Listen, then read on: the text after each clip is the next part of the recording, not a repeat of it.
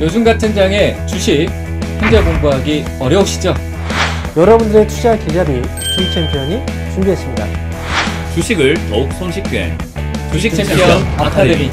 생각을 바꿔야 수익이 보인다. 문현진의 역발상 투자. 저 문현진과 함께하세요. 언제까지 주식 초보 소리 들으실 건가요? 주식 초보님들을 고수의 길로 안내하겠습니다. 저 황영 멘토와 함께 하시죠. 투자 원칙이 있어야 길이 보입니다. 매수 매도 잘하는 방법 제가 전해드리겠습니다. 저 김도호와 함께하세요. 제가 이렇게 힘든 시장에 여러분들한테 조금이나마 도움이 될 수 있게 주식을 잘 사고 잘 파는 방법에 대해서, 그래서 이번에는 좀 엑기스만 빼서 실전 쪽에만 맞게끔 하려고 그래요. 어려운 거 할 거 없잖아. 이거만 하면 되잖아. 비법들만 가지고 내내 하면 돼요. 또 듣고 하면 귀가 뻥 뚫려요. 개개골 팍팍! 홈페이지와 핸드폰 어플리케이션 어디서든 함께할 수 있습니다.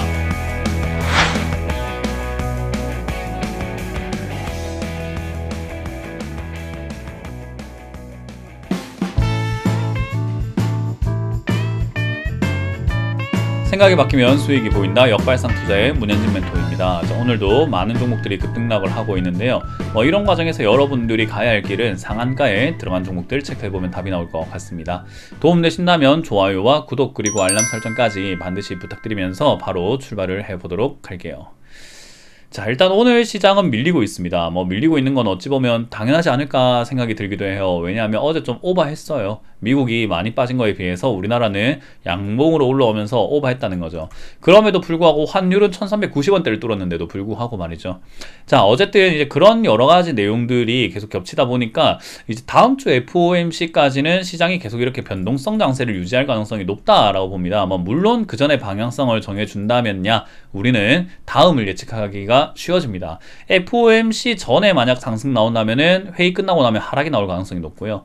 FOMC 전에 하락이 나온다면은 회의가 끝나고 난 다음에는 상승이 나올 가능성이 높습니다. 그러니까 그 전에 미리 방향을 보여준다면 우리는 FOMC가 끝나고 난 다음 어떻게 갈지 예측을 한번 해볼 수 있게 되는데 아직까지는 뚜렷한 방향성을 제시하지는 않았어요. 명절 이후에 이렇게 명절 전에 떨어졌던 게 반등이 크게 나온 것도 아니어가지고 이게 반등의 끝이라고 봐야 될 건지 아니면 반등의 시작이라고 봐야 될 건지도 참 애매하다는 거죠. 그래서 지금 상태는 말 그대로 어중간한 상태다라고 생각하시면 좋을 것 같아요. 우리 요리할 때 그런 거 있잖아요. 묵은지 김치찜을 할 건데 김치를 넣고 물 넣고 돼지고기를 방금 넣고 맛을 보면은 우러나지 않았기 때문에 좀 어중간하죠. 근데 그게 점점 끓일 때 어때요? 끓기 시작했다고 바로 먹어봐도 좀 어중간합니다. 근데 조금 졸이면 어떤가요? 그때는 맛이 좀 있지 않나요? 예, 그런 느낌이에요. 지금은 사실 판단을 하기에 너무나 자료도 부족하고 아직까지 위치도 되게 어정쩡한, 위아래 박스권을 만들었다 하더라도 위치도 되게 어정쩡한 자리에 와 있고요. 그리고 넘어야 할 산이 지금 굉장히 많죠. FOMC도 그렇고 지금은 대중무역 제재를 어떻게 할 건지, 그리고 이 물가 상승을 어떤 식으로 바라보고 있는지, 그리고 금리를 0.75 올릴 건지 1% 올릴 건지. 증시가 제일 싫어하는 게 불확실성이거든요. 근데 지금은 불확실성이 너무 많아요. 그래서 뭔가 안개가 가득 낀 그런 산속을 밤에 걷고 있는 느낌인 거예요. 낮에 걸어도 안개가 끼면 힘들어 죽겠는데 밤에 안개까지 꼈으니 얼마나 힘들까요? 그래서 약간 지금 그런 상태다라고 생각하시면 돼요. 근데 이제 여기서 많은 사람들이 지금까지 현금 들고 기다리다 보니까 많이 떨어진 것 같은데 사도 되지 않을까라고 생각하면서 종목 하나하나를 보면은 메리트가 있는 것 같은데, 아니 올라오는 종목도 있는 것 같은데 사면 되지 않을까, 그런 생각을 자꾸 하게 된다는 거죠. 이거는 그런 것 같아요. 지금 헤일이 몰려오고 있는데 막 비가 오고 있는 거예요. 태풍도 몰려오고 막 진짜 자연재해가 날 것 같은 상황인 거예요. 근데 내가 사는 지역은 좀 조용하다고 해서 빨래해서 널어놔도 되지 않을까, 그런 생각을 하는 거랑 비슷한 거죠. 태풍 불면은 전국적으로 다 영향을 줄 텐데 내가 사는 지역이 지금 잠깐 괜찮다고 해가지고 빨래를 널어도 되지 않을까, 창문을 다 열어놔도 되지 않을까, 그건 조금 위험하지 않을까 싶은 거죠. 물론 내 지역이 지금 당장은 괜찮을 수 있어요. 하지만 뭔가 위기가 닥쳤을 때는 모두가 똑같은 상황이 될 텐데 거기에 우리가 미리부터 베팅을 하고 뭔가 할 필요가 있을까라는 거죠. 태풍 지나가고 난 다음에 해도 되잖아요.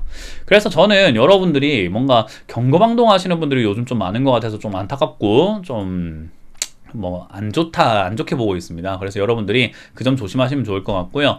일단 오늘 상한가에 들어간 종목은 없습니다. 시장이 약하다 보니까 이런 일이 발생이 되고 있는 것 같고요. 10% 이상 올라오고 있는 기업들은 굉장히 많은데 태양광 관련주들이 좀 올라오고 있죠. 그리고 에너지 관련주들이 EU 때문에 EU에서 에너지 관련 이야기가 나오면서 거기서 수혜를 보면서 OCI라든지 두산 이런 것들이 급등 나오고 있는 것 같아요.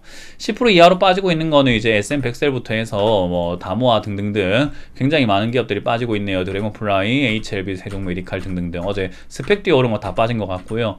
그런 형태를 만들어 놓고 있는 것 같네요. 자, 일단 오늘 상한가에 들어갔다가 나온 기업만 볼까요? 오늘 상한가가 없다 보니까 뭐 리노스와 같은 이런 기업들 상한가에 들어갔다 나왔는데 뭐 얘가 지금 메리트가 있는 기업인가 하면요, 얘도 딱히 이렇다 할 만한 메리트가 있는 기업은 아니에요. 그래서 IMF에서 우크라이나 재건 기금 프로그램을 추진한다 소식에 리노스가 급등이 나왔는데, 뭐 국가 재난 통신망, 뭐 열차 무선 통신 이런 거 하는 기업이라고 하는데 뭐 어쩌라고인 거죠. 그래서 이거는 뭐 철도 관련주긴 하나 뭐 어쩌라고, 이거 왜 올라왔는데? 약간 이런 느낌인 것 같네요. 그래서 약간 단기 반등 정도로 해석을 하시면 좋을 것 같고요. DSK 같은 경우도 디스플레이 회사인데 왜 올라왔는지는 조금 알 수가 없네요. 2차 전지 생산력 200% 증가 공장을 증설하겠다. 2차 전지 관련주로 엮였는데 좀 애매합니다. 이런 기업들 요즘에 좀 많은 것 같아요. 그러니까 장이 좀 안 좋다 보니까 이렇게 택도 아닌 뭐 신사업 투자라든지 새로운 산업이 투자할 거다, 뭐 증설할 거다, 그런 이전 개별적인 호재를 만들어 가지고 급등시키는 기업들이 좀 많이 생긴 것 같은데요. 안 속아야 돼요. 이런 기업들의 특징, 특히나 말로가 별로 좋지 않아요. 그래서 저런 거 괜히 잡으시면은 여러분들도 물려가지고 주침수에 상담했다가 저한테 호되게 혼나는 형태만 만들어질 가능성이 높습니다. 속지 마라고 그렇게 이야기를 해도 많이 속죠. 원래 그래요. 개미들은 변하질 않아요. 여러분들은 변하고 계시죠? 이 영상 꾸준히 보셨다면은 점점 내가 뭘 잘못했는지 알게 되면서 안 해야 되겠구나를 깨닫게 되고, 이런 거 한번 사볼까 하는 시각들도 조금 바뀌게 된다고 생각이 듭니다. 자, 어찌됐든 여전히 시장은 좋지 않은 것 같고요. 제가 이렇게 시장을 볼 때 가장 중요하게 봐야 된다라고 하는 게 삼성전자인데, 삼성전자는 지난번 저점을 한번 깼잖아요. 그리고 오늘 만약에 깨게 되면은 추가 하락 가능성이 여전히 높습니다. 그래서 오늘 저점을 무너뜨리는가 무너뜨리지 않는가 굉장히 중요한 포인트가 될 것 같은데 무너질 것 같은 느낌이죠. 그래서 요거 어떻게 진행되는지 천천히 지켜보면서 바라보자. 어쨌든 FOMC 전까지 좋을 것 같지는 않다. 뭐 엄청나게 나쁠 것 같지도 않지만 어쨌든 좋을 것 같지 않으니 조심스럽게 다가가보자 라는 이야기 드려봅니다. 자, 어쨌든 뭐 마무리 단계인 것 같아요. 시장도 이제 거의 뭐 끝물인 것 같고, 이제는 뭐 어떤 변화가 생길 것 같은데 그 변화 생기기 직전이 가장 참기 힘든 거예요. 우리 화장실도 막 마렵다가 화장실 문고리 잡았을 때가 제일 힘든 거거든요. 그러다 보니까 지금 벌써 힘들어가지고 뭔가 좀 이렇게 불만을 토로하시거나 뭔가 힘듦을 막 여기저기 이렇게 알리는 분들이 좀 많아지고 계시는 것 같아요. 뭐 그럴 때일수록 조금 더 잘 참아야 되지 않을까라는 조언을 드려보도록 합니다. 자, 마지막까지 힘을 내서 참아보도록 하고, 여러분들도 꾸준히 역발상 투자 시청하시면은 좋은 매수 타이밍을 제가 알려드리도록 하겠습니다. 도움되시면 좋아요, 구독, 알림 설정까지 눌러주시길 바라면서 저는 물러가도록 합니다. 지금까지 역발상 투자의 문현진 멘토였습니다. 고맙습니다.